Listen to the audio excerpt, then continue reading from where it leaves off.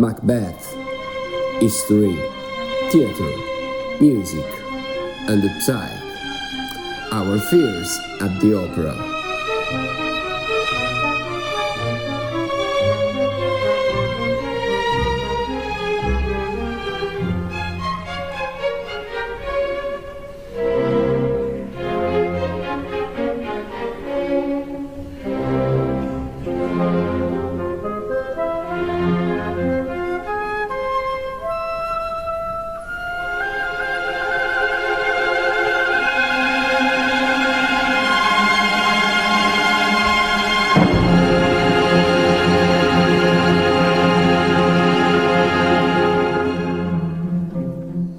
Fear has no face, but everyone feels it.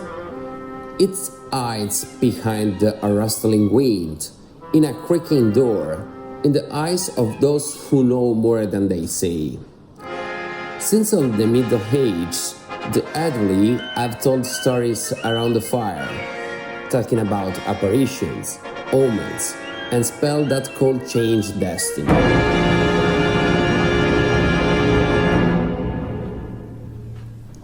Fear does not fear victims, whether it be the existence of a king or that of a beggar.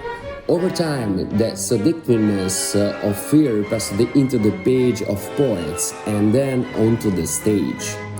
Characters arrived that still accompany us today, the ghost seeking revenge, the curse that no one can break, and above all, those characters we all encountered as children, ghosts and witches.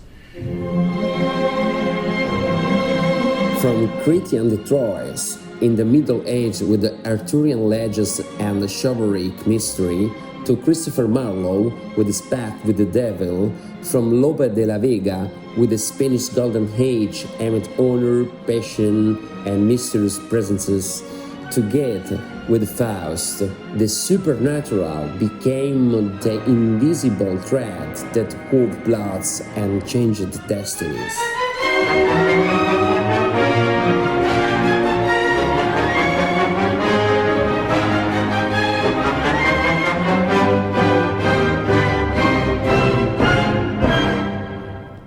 The European public of the 19th century, who read and frequented theaters, learned to recognize and desire that precise moment when mystery enters to the scene.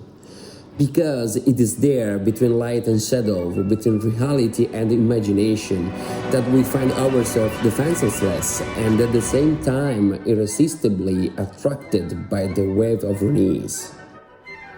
Our attention becomes more acute, our pupils dilate, a new emotion envelops us. Fear has arrived with its protagonist on a journey into the unknown. Witches whispering of tomorrow, ghosts we cannot find peace, shadows that deceive the living, and omens that are never wrong. Eternal figures, born to disturb and seduce, who still make us tremble today.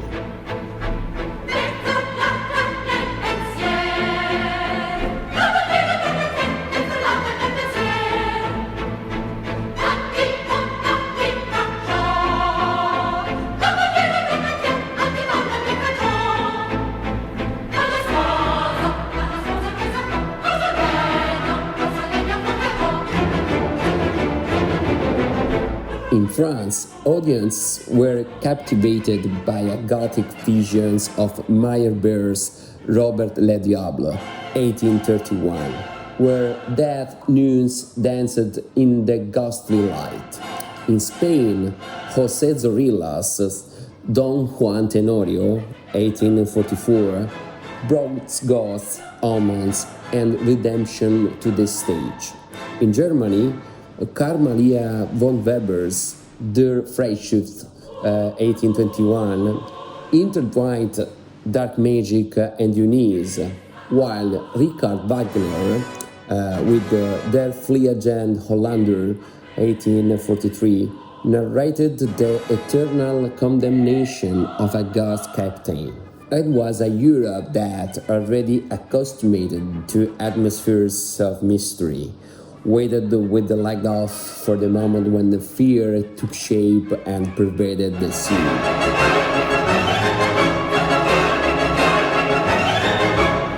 In those years, and for many still today, especially abroad, it was commonly believed that Italy had found its highest theatrical expression in melodrama, relegating prose theatre to a secondary position. More than any other type, melodrama had become an extraordinary social phenomenon and a powerful tool for the dissemination of ideas. Melodrama was not pure entertainment, it was an active instrument of cultural life. Opera houses were places for social gatherings and also wield political instruments. The government of the pre-unification states preferred the people to gather there. Between an aria and a ballet, they could observe, listen, and prevent subversive ideas from taking root in their private circles that were difficult to control. The success of melodrama reached extraordinary proportions. In cities such as Milano, there were more than 400 performances a year. Evenings at the theatre punctuated a weekly routine in large cities. Wealthy families rented boxes, sometimes more than one in the same city, and these boxes were also places for socializing, serving as evening saloons. There was also a practical aspect. In the cold northern seasons, the theatre offered a warm, well-lit refuge, avoiding the need to heat homes that were difficult to keep at a comfortable temperature for hours. Theatrical activity never stopped. It was divided into three main periods: Carnival Lent, October-March, summer season, April-August, and fall season, September-October. The main seasons concentrated the premieres and the most popular titles, while the summer offered shows at reduced price, aimed at more popular audience. It was a way of opening the theatre doors to all social groups, transforming it into a collective ritual. Completing the picture was the widespread presence of wind bands. In those years, from the squares of Milano with the Banda Civica to the public gardens of Torino enlivened by the Banda della Guardia Nazionale, to the open-air performances of the Banda Municipale di Bologna, symphonies, arias, and opera fantasies in trend at the time resounded among the large crowds in the gardens.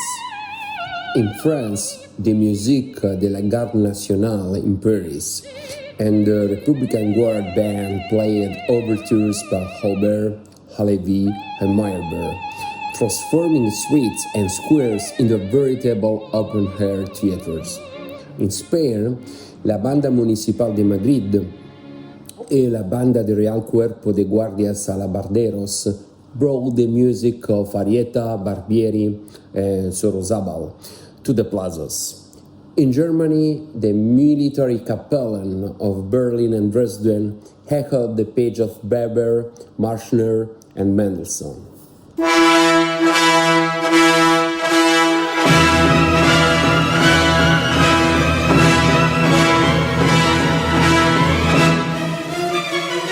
Opera was what pop music is today in our country. One of the main forms of collective entertainment, albeit accompanied by a rich production of paintings and sculptures capable of appealing to other sense and passions.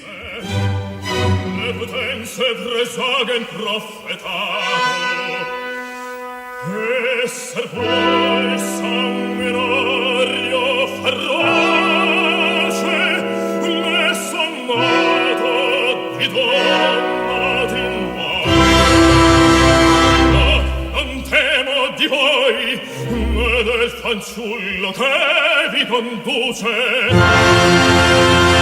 la fermare sul trono questa soleta mi deve o spalzarmi per sempre. The 19th century. What an extraordinary century. La vita sento nelle mie fibre inaridita.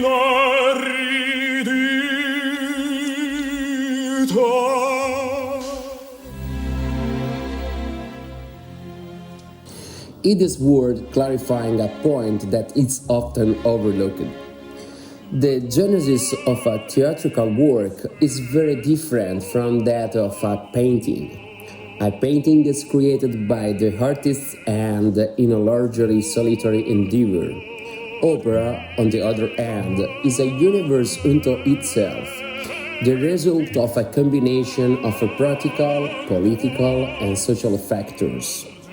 It depends on the historical moment of the commission, the availability of performers, the condition of the theater, and the expectation of the impresarios. The composer signed the score, is its face and name, but many other important figures act around him. The final result is always the synthesis of that choral works. It is in this context that the mise-en-scène of Macbeth takes shape. Its genesis is rich in ideas and deserves to be followed step by step because it contains concrete artistic and political dynamics that explain choices, constraints, invention, and rethinking.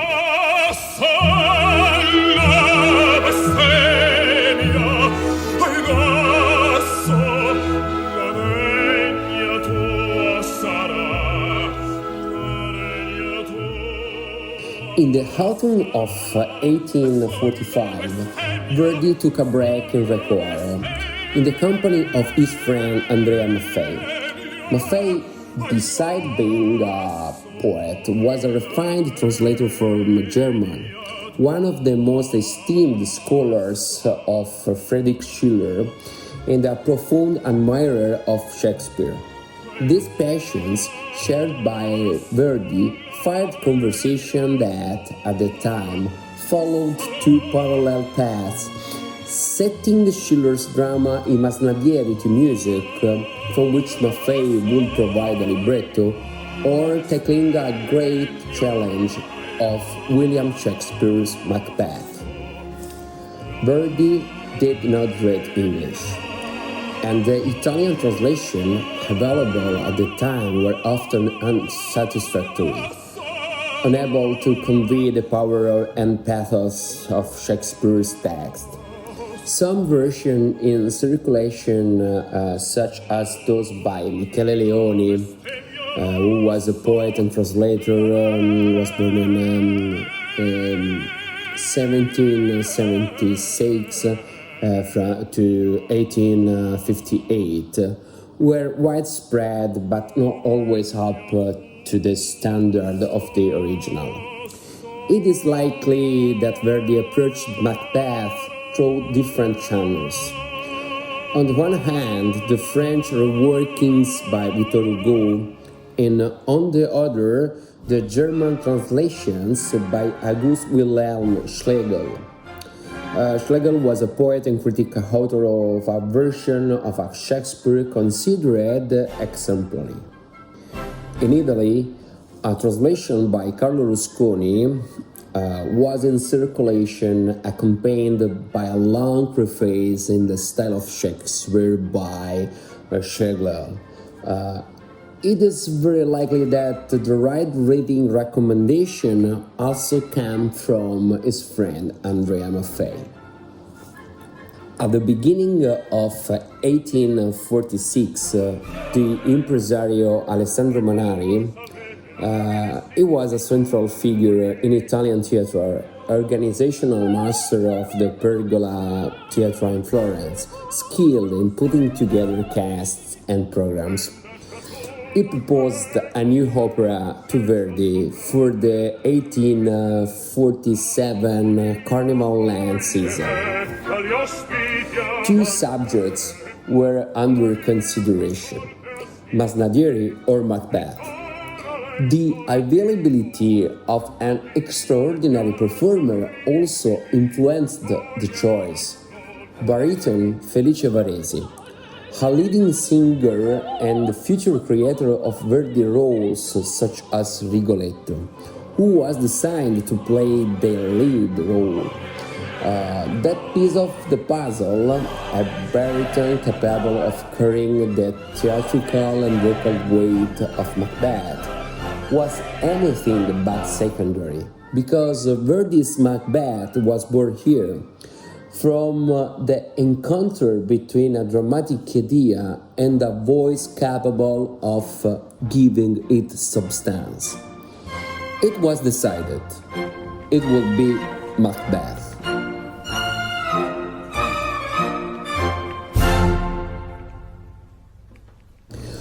Verdi claimed to love Macbeth more than any of his previous works. Solid proof of this is the dedication to Antonio Barezzi, the young Verdi's first and most influential supporter, who later became his father-in-law. Barezzi had supported him from the very beginning, financing his studies, accommodation, and even his clothes, when the Milano Conservatory was more of an hope than a reality. It is of the most important and affectionate dedications, a sign of deep gratitude. Without Barezzi, Verdi's story could have been very different.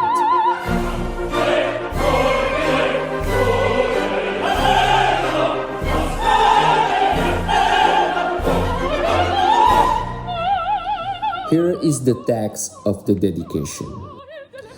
Dearest father-in-law, I have long intended to dedicate an opera to you, as you have been a father, benefactor, and friend to me. It was a duty I should have fulfilled earlier, had no circumstance prevented me. Now I send you Macbeth, which I appreciate more than all my other works, and which I therefore consider most earnest of being present to you. My heart offers it to you. May your heart receive it, and may it be a witness to the eternal memory, gratitude, and love that your most affectionate Verdi feels for you.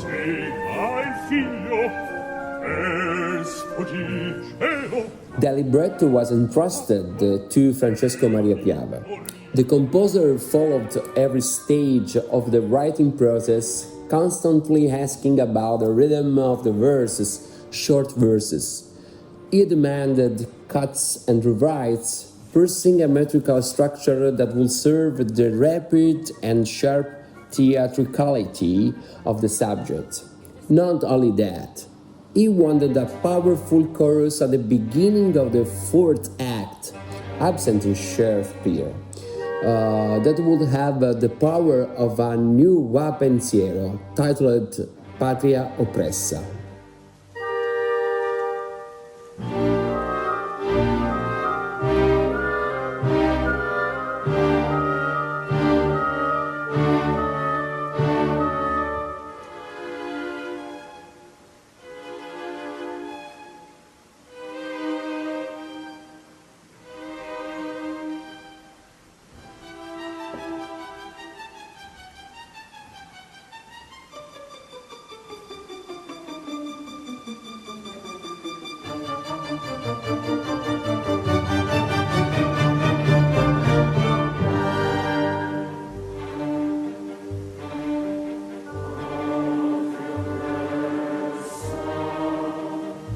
It was to become the breath of the people, conveying great emotional momentum and educating the people, making them feel the sentiment of those years.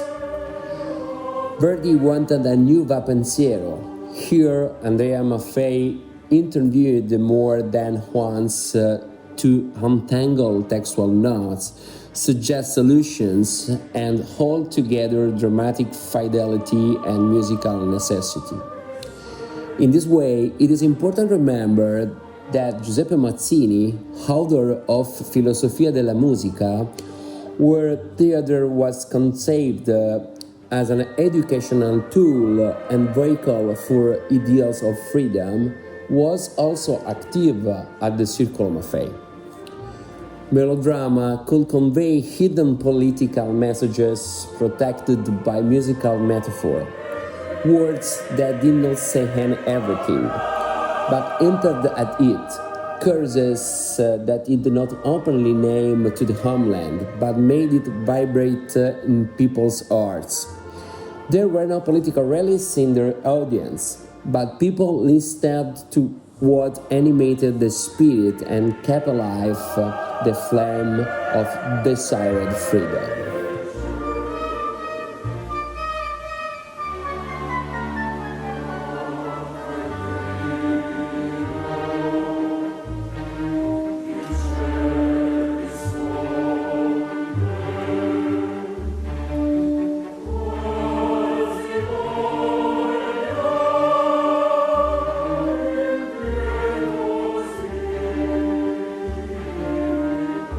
Where does Macbeth come from? Shakespeare found the core of the story in Chronicles of England, Scotland and Ireland, 1577, by Raphael Holyshedde, dead circa 1580, English historian. In Holyshedde, there is no Shakespearean psychological framework, and the supernatural does not yet serve as a dramatic driving force. Macbeth himself was a positive character, praised for his actions. The weird sister already present in the Chronicles, but only as a briefly mentioned figures. Shakespeare gave them an unmistakable stage presence and, above all, created Lady Macbeth, the emblem of conscience. Lady Macbeth becomes the driving force behind crime and remorse, a permanent subject, fear. Verdi found his Italian way. The orchestra, with its carefully chosen timbres, as a vessel for the supernatural, and sure interludes like flashes of light. In Italy, until then the home of realistic opera, this dimension of the fantastic, witches, prophecies, visions, promised something impressively new. It was an imaginary that melodrama had not encountered, while elsewhere, especially in German theatre, it was already part of the vocabulary. Just we have to think of Richard Wagner. In Verdi, the theme of the supernatural is a lens that extends fears, ambitions, blindness, and remorse. The orchestra becomes the psychology of the characters. The dark timbres are not just a color, but a way of telling what is moving beneath the surface. Verdi insistently asked Piave for continuous workings and brevity in order to embed in the music a dramaturgy of rapid blows, clean cut, and appearances that leave the audience breathless. The comparison with German theatre is only relevant to a certain extent. Wagner is a reference point for the dimension of the marvelous, and for the construction of musical discourse, but Verdi uses those tools for a different purpose: to keep the focus on human gestures, on guilt, on the power that corrodes. This is why Macbeth remained in Verdi's workshop a laboratory. The cut words, the rhythm of the entrances, the choice of dark centers in the orchestra. Macbeth premiered at La Pergola Theatre in 1847. It was a success. The audience responded, the critics were positive, everyone or almost everyone appreciated it. Yet, Verdi did not. Verdi was not satisfied with the success in Florence. He knew that the opera could say more, perhaps in the future elsewhere. For years, Macbeth remained a little performed. It did not disappear, but it became a less common title in the repertoire. Until 1865, when the Paris Opera, in accordance with the customs of Grand Opera, asked Verdi for a new version. At that time, the world had changed. At that time, Verdi had changed. The composer complied, inserting an extensive ballet in the third act, new choruses and arias, a richer orchestration, and a completely reworked finale. Critical opinion remained divided. While on the one hand the revision gave the spectacularity and devotion to the French text, on the other, according to many, it attenuated the roughness and dramatic urgency of the 1847 Italian version.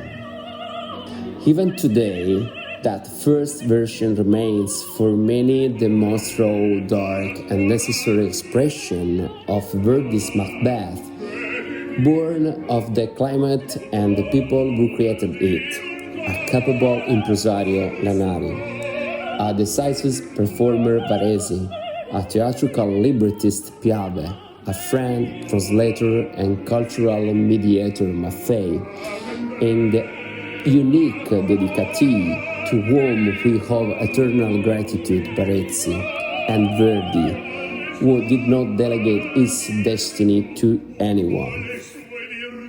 Macbeth is testimony to process of creating an opera in that Italy, between the demands of the stage and the poetic institutions. To how theatre, in a country still divided, became both a place of control and a place of freedom. To how music sometimes managed to say what cannot be said outside. Musical theatre was able to stage collective feelings, restrained desires, shared fears. People entered the theatre to listen to a chorus that spoke of an oppressed homeland and understand, without needing explanations, where the heart of the people lay. This is also why that opera was special to Verdi. Not only for its musical invention, not only for the risk of bringing a serious supernatural element to Italy, not merely folkloristic, but because Macbeth showed that opera could be both high art and a mirror of the times. And when we say that it was his favorite until then, we understand why.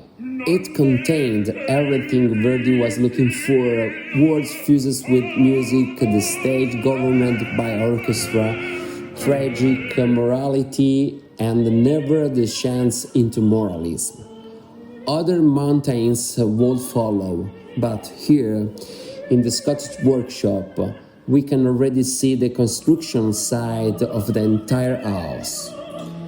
Thus, if we look at the Macbeth through the eyes at the time, we recognize a courage to take a drama that comes from afar, mediated through different translation and sensibilities, Hugo, Schlegel, Rusconi, tailoring it to a voice that can carry it, Baresi, imposing a form on the verse that makes it incendiary, Piave, asking a friend to feel with you where a word is too much and where a blade is missing, Maffei, and offering it all on an audience that, at the historical juncture, knew how to read between the lines.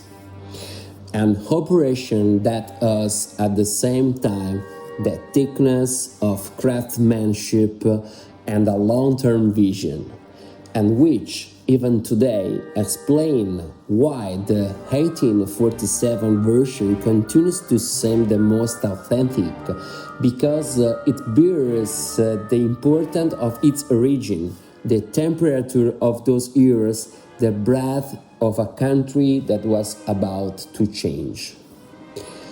Verdi wrote to Piave, "This tragedy is one of the greatest creations of the human mind. If we cannot make something great of it, let us at least try to make something out of the ordinary."